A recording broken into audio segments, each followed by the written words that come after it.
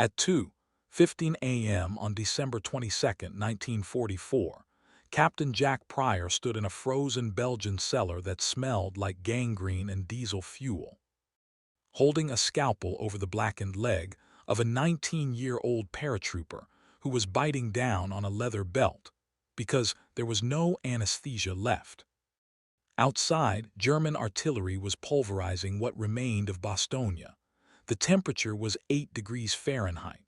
Blood froze on the floor faster than Pryor could mop it up.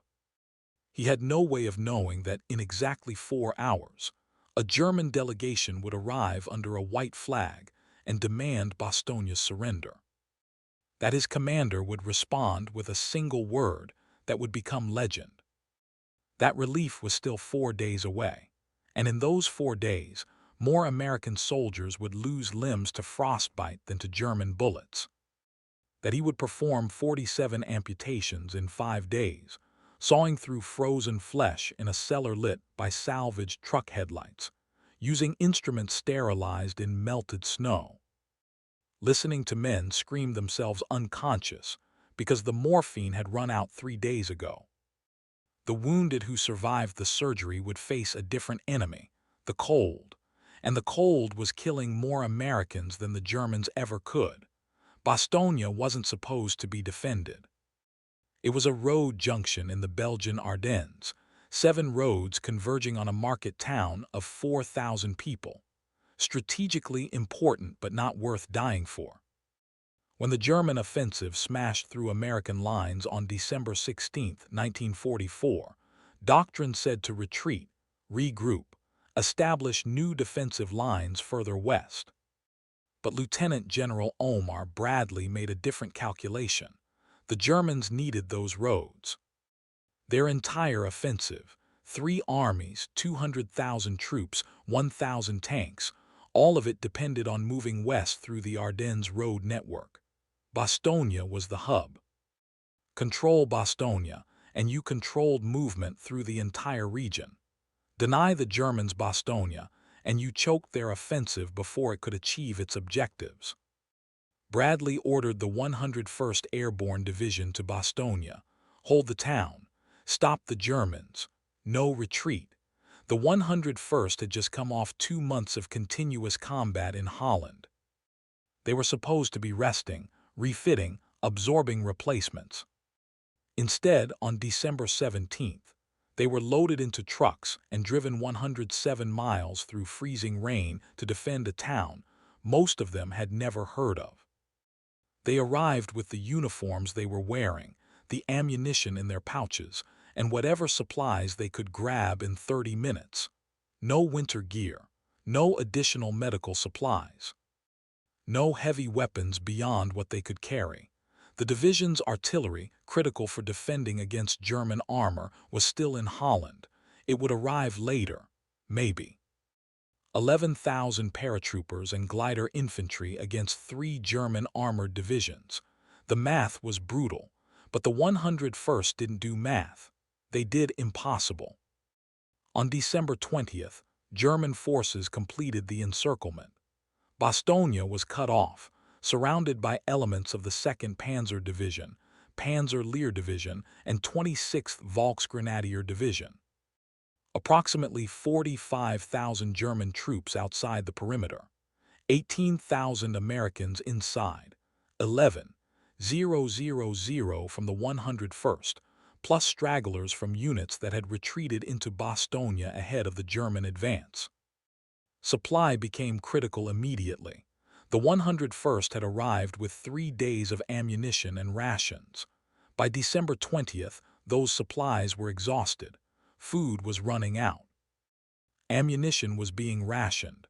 Medical supplies were nearly gone, and the weather turned catastrophic. Temperatures dropped to single digits. Snow fell continuously. The cloud cover was so thick that American air support, the one advantage the Allies had, couldn't fly. No resupply drops, no air strikes on German positions, no reconnaissance. The defenders of Bastogne were on their own. Captain Jack Pryor commanded a medical detachment operating out of a stone cellar beneath a bombed-out building in central Bastogne. His aid station was supposed to handle minor injuries, bandage wounds, stabilize critical patients for evacuation to rear hospitals. But there were no rear hospitals. Bastogne was surrounded. Evacuation was impossible. Pryor's aid station became the hospital, the only medical facility for 18,000 men in a combat zone. The cellar was 40 feet long, 20 feet wide, 8 feet from floor to ceiling. Designed to store vegetables, not treat traumatic injuries. Pryor crammed 60 wounded men into that space, on the floor, on makeshift stretchers, stacked on shelves where potatoes had been stored. The wounded kept arriving. German artillery hit Bastogne constantly, plus shells per hour during heavy bombardments. High-explosive rounds, designed to kill infantry in the open. Every barrage brought fresh casualties. Soldiers with legs blown off. Others with abdominal wounds, intestines exposed, begging for morphine. Head injuries that Pryor knew were fatal but couldn't help. Men missing arms, bleeding out faster than plasma could be administered. The cellar filled with wounded. When the floor space was gone, Pryor started putting men on tables. When the tables were full, he stacked litters. When he ran out of litters, wounded men lay on the stone floor and waited their turn. The cold made everything harder. Blood wouldn't clot properly in freezing temperatures. Plasma froze in the bottles. Pryor's medics had to thaw it over candles before administering it. Wounded men went into shock faster because their bodies couldn't maintain core temperature, and the supplies ran out. Morphine went first. Pryor had started the siege with 200 doses. By December 21st, it was gone. Soldiers with traumatic amputations, compound fractures, abdominal wounds, all of them received treatment with no pain relief beyond whatever they could endure. Pryor would tell them to bite down on something, a belt, a piece of wood, their own fist. Then he'd work cutting away shredded tissue, setting broken bones, stitching wounds closed while men screamed and thrashed and sometimes passed out from the pain. Some didn't pass out. They stayed conscious through the entire procedure, feeling every cut, every probe, every suture. Pryor would see their eyes wide, terrified, begging him to stop. But stopping meant infection, gangrene, death, so he kept working while men screamed. The anesthetics went next. Pryor had ether for major surgeries. It lasted 2 days. After that, amputations were performed on fully conscious patients. Private First Class James Sims had been hit by shrapnel on December 21st. The fragments tore through his right leg below the knee, shattering the tibia and severing the anterior tibial artery.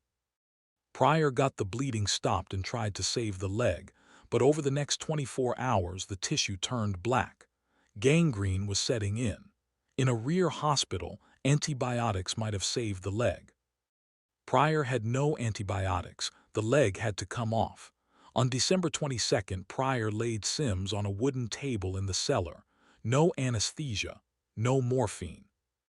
Just a leather belt between Sims' teeth and 4 medics to hold him down. Pryor positioned the saw 6 inches below the knee. He looked at Sims, tried to convey something. Apology, sympathy, regret.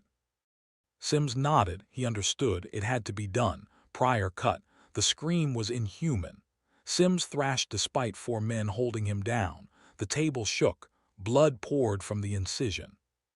Pryor kept cutting, sawing through muscle and bone while Sims screamed himself hoarse. 2 minutes to sever the leg. Another 5 to tie off blood vessels, trim tissue, close the wound with sutures. 7 minutes of surgery. 7 minutes of agony that Sims felt every second of. When it was over, Sims was unconscious. His mind had shut down to protect itself from the pain. Pryor checked his pulse, still alive. The stump was bleeding but not hemorrhaging. He'd survive, until the cold killed him. The cellar was freezing. Pryor's breath condensed in visible clouds. Water froze in buckets overnight. Wounded men shivered uncontrollably, their bodies burning calories trying to maintain core temperature, calories they didn't have because food rations were down to 1 meal per day. Men who survived their injuries were dying of hypothermia. Pryor would check on a patient who had been stable 6 hours ago and find him dead, frozen. His body temperature dropped below what human life could sustain. There was no heat source, no fuel for fires. The Germans were targeting any smoke, using it to direct artillery fire. So the defenders huddled in freezing buildings and cellars, sharing body heat, and died slowly from cold. Blankets became more valuable than ammunition. The 101st had deployed to Bastogne with standard-issue wool blankets, one per soldier. Those blankets weren't designed for 8-degree weather. They weren't enough. Soldiers started sharing. 4 men to 1 blanket, huddled together in foxholes or cellars, taking turns on the outside where the cold was worst. Even sharing, men were losing fingers and toes to frostbite. The wounded had it worse. They couldn't move to generate heat. They lay on frozen stone floors or in snow-filled foxholes, their bodies shutting down from blood loss and shock, unable to stay warm enough to survive. Pryor tried everything. He packed wounded men together to share body heat. He used salvaged parachute silk as insulation. He burned furniture for brief moments of warmth. Nothing was enough. On December 22nd, he lost 3 patients to hypothermia. Not German fire, not infected wounds, just cold. Their bodies gave up, core temperatures dropping below 85 degrees, hearts slowing and stopping. They died in a Belgian cellar, surrounded by medics, because there was no way to keep them warm. That same morning, a German delegation approached the American perimeter under a white flag. They carried an ultimatum typed on clean white paper. The Germans had supplies, including paper and typewriters. The Americans were running out of toilet paper. The German message was formal, almost polite.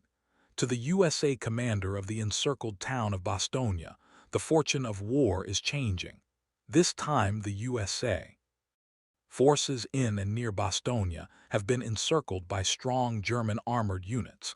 There is only one possibility to save the encircled USA. Troops from total annihilation. That is the honorable surrender of the encircled town. The message continued, warning of civilian casualties if the Americans refused. Offering safe treatment for wounded prisoners. Setting a 2-hour deadline for response. The ultimatum was delivered to Brigadier General Anthony McAuliffe, acting commander of the 101st Airborne. McAuliffe read it, laughed, and told his staff, "All nuts." His operations officer suggested this would make an excellent official reply. McAuliffe agreed. The typed response delivered to the German delegation consisted of one word, nuts. The German officers were confused. They asked the American officer who delivered the message to explain what nuts meant. He told them in clear terms that it meant go to hell. The Germans withdrew. The siege continued. McAuliffe's reply became legendary. American defiance in the face of overwhelming odds, refusal to surrender despite impossible circumstances. It was great for morale. It became a rallying cry. Newspapers back home loved it.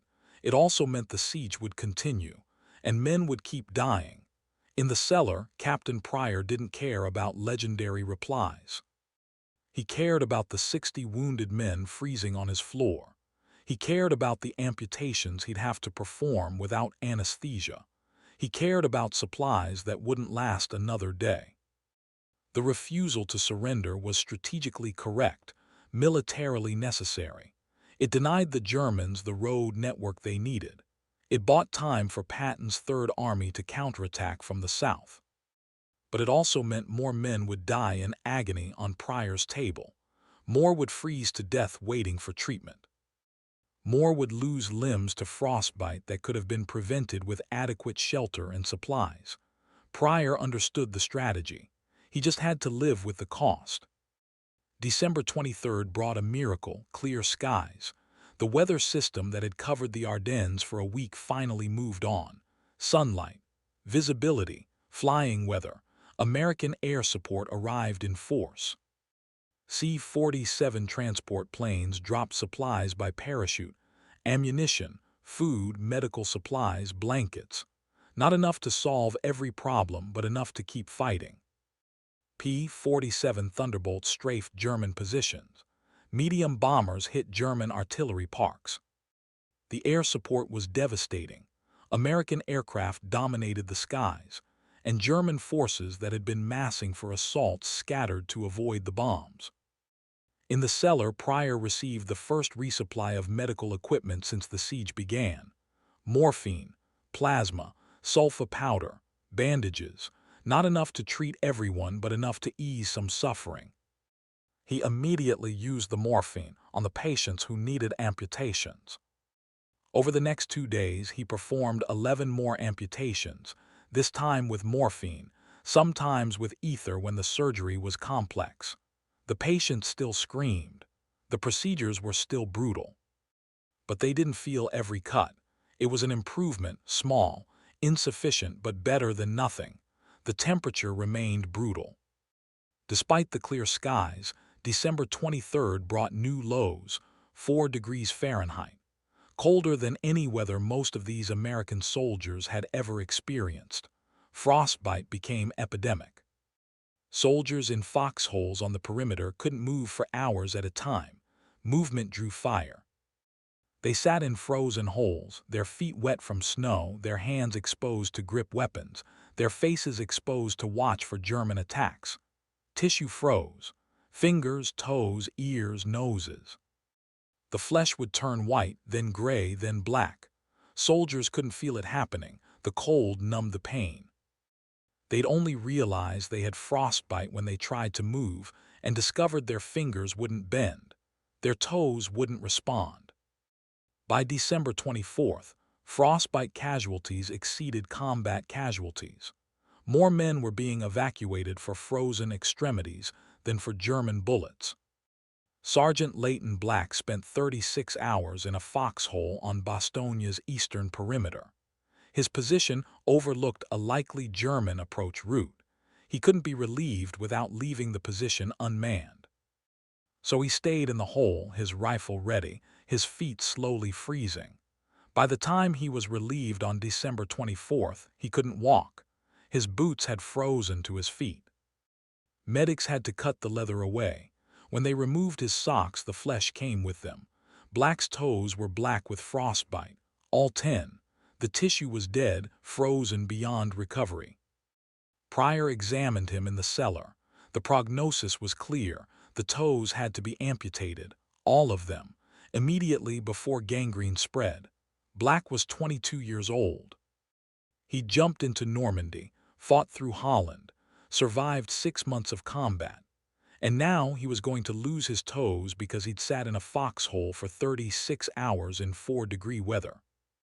Pryor had morphine now. The surgery was less agonizing than the amputations he'd performed days earlier. But it was still brutal, cutting away dead tissue, trimming bones, suturing wounds on a patient who was fully conscious and watching his own toes being removed. Black would live. But he'd never walk normally again. The frostbite had stolen what German bullets couldn't. Christmas came. December 25, 1944. The siege was in its 6th day, the perimeter held. German attacks had been repulsed with heavy casualties. American air support continued devastating German positions, but relief hadn't arrived. Patton's Third Army was still fighting its way north, still 30 miles from Bastogne. The defenders were running out of everything again. The air drops helped, but demand exceeded supply. In the cellar, Pryor treated 18 new frostbite cases on Christmas Day.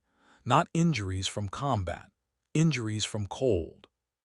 Men who had done nothing wrong, who had followed orders and stayed in position, who had sacrificed their fingers and toes because duty required it. He amputated 6 fingers, 11 toes, and 1 foot that Christmas. The cellar floor was stained with frozen blood. The smell of gangrene overpowered the diesel fuel smell. Wounded men shivered under inadequate blankets and waited for infections to kill them. This was Christmas in Bastogne. No carols, no celebration. Just suffering in a frozen cellar while artillery fell outside. On December 26th, Patton's relief column broke through. Tanks from the 4th Armored Division punched a corridor into Bastogne from the south. The siege was lifted, supplies could be trucked in, wounded evacuated to rear hospitals. The defenders had held for 7 days against overwhelming odds. They denied the Germans the road network. They disrupted the entire Ardennes offensive. Strategically, it was a massive victory. The cost was catastrophic. The 101st Airborne had arrived at Bastogne with 11,000 men. After 7 days, 482 killed in action, 2,449, wounded 214, missing 391, evacuated for frostbite injuries requiring amputation. Total casualties, 3,536, nearly 1/3 of the division. The frostbite casualties were the hidden cost. Men who had survived German attacks, who had held the perimeter, who had done their duty, only to lose fingers, toes, hands. Feet to cold that could have been prevented with adequate winter gear and shelter. Sergeant Leighton Black was evacuated to a field hospital on December 27th. His amputated toes had developed infections. The stumps weren't healing properly. Army doctors examined him and delivered worse news. The frostbite had damaged tissue further up his feet. More amputations were necessary. Black lost both feet to mid-arch. He was fitted with prosthetics and spent 8 months learning to walk again. He was 23 years old when he was medically discharged from the Army, classified 100% disabled. He'd survived Normandy, Holland, and Bastogne. The Germans hadn't killed him. The cold had crippled him. Private First Class James Sims, the soldier who had his leg amputated without anesthesia on December 22nd, developed gangrene in the stump. The wound had been closed under non-sterile conditions in a freezing cellar. Infection was almost inevitable. He was evacuated on December 27th and underwent 2 more surgeries to remove infected tissue. The amputation site was moved higher, mid-thigh instead of below the knee. He survived but spent the rest of his life with a prosthetic leg and chronic pain from nerve damage. He never spoke about the amputation. His family knew it had happened at Bastogne. They didn't know it had been performed without anesthesia by a surgeon working in a cellar with salvaged instruments. Sims couldn't talk about it. The memory was too traumatic. He died in 1989 at age 64. His medical records listed the cause of death as heart failure. But those who knew him said Bastogne had killed him decades earlier. It just took 45 years for his body to catch up. Captain Jack Pryor evacuated 127 wounded men between December 26th and December 28th. Many required additional surgeries at rear hospitals. Some died from infections or complications. Others survived but faced lives altered by amputations, nerve damage, and psychological trauma from surgeries performed in conditions that would have violated every medical standard in peacetime. Pryor had performed 47 amputations during the siege. He'd treated over 300 wounded. He'd lost 23 patients, some from their wounds, more from infections and cold. He'd done everything possible with the resources available. It wasn't enough. It was never going to be enough. After Bastogne, Pryor was awarded the Bronze Star for meritorious service. The citation praised his surgical skill and dedication under impossible conditions. He threw the medal in a drawer and never looked at it again. Awards didn't bring back the men who had frozen to death on his cellar floor. Medals didn't restore limbs lost to frostbite. Recognition didn't erase the memory of performing amputations on conscious patients who screamed until their voices gave out. Pryor returned to civilian medical practice after the war. He became a surgeon in Ohio. He was competent, respected, successful. He never spoke about Bastogne, never told his colleagues about the cellar, the amputations, the frozen blood. When asked about his war service, he'd say he'd been a combat medic and changed the subject. His wife found his Bronze Star citation in 1967, 23 years after Bastogne. She asked him about it. He told her, "I cut off limbs in a basement. Some of them didn't need to be cut off if we'd had proper facilities. Don't ask me about it again." She didn't. And Pryor took the memories to his grave in 1991. The frostbite epidemic at Bastogne led to changes in Army cold weather doctrine. After-action reports documented that inadequate winter gear and shelter had caused more casualties than enemy fire. Recommendations were made: better boots, insulated clothing, heated shelters for troops on extended perimeter duty. Some changes were implemented immediately.